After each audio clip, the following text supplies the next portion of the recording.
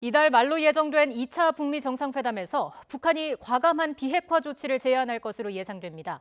이에 따라 상응 조치도 포괄적인 수준으로 검토되는 것으로 관측되고 있습니다. 왕선택 통일외교 전문기자의 보도입니다.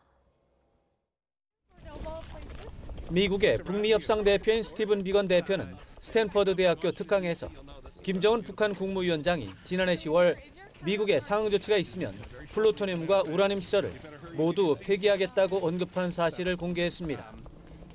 북한이 과감한 비핵화 조치를 구상하고 있고 미국도 상응하는 조치를 검토하고 있다는 점을 시사한 것으로 해석할 수 있습니다.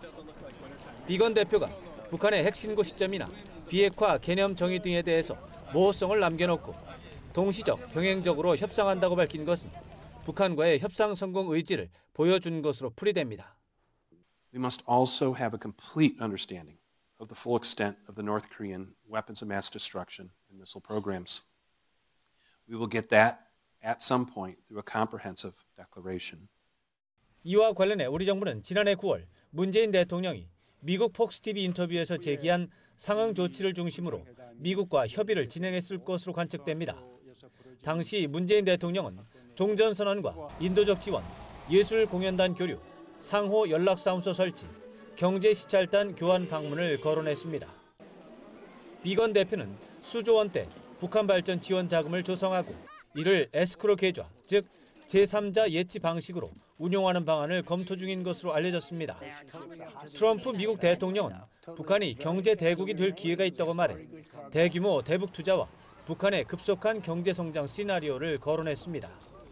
미국 자본의 평양 진출, 미국 자본이 북한에 들어가게 된다면 아마도 미국으로서는 자국의 국민들과 자본이 들어가 있는 북한에 대한 공격을 하기는 굉장히 어려울 거거든요. 북한에서도 신뢰 구축 차원에서 미군 유해 발굴 사업을 더욱 확대하면서 지난 1968년 북한에 납포된 뒤 대동강변에 전시 중인 미국 정보 수집함 푸에블로 반환 문제도 거론할 것으로 예상돼 주목됩니다.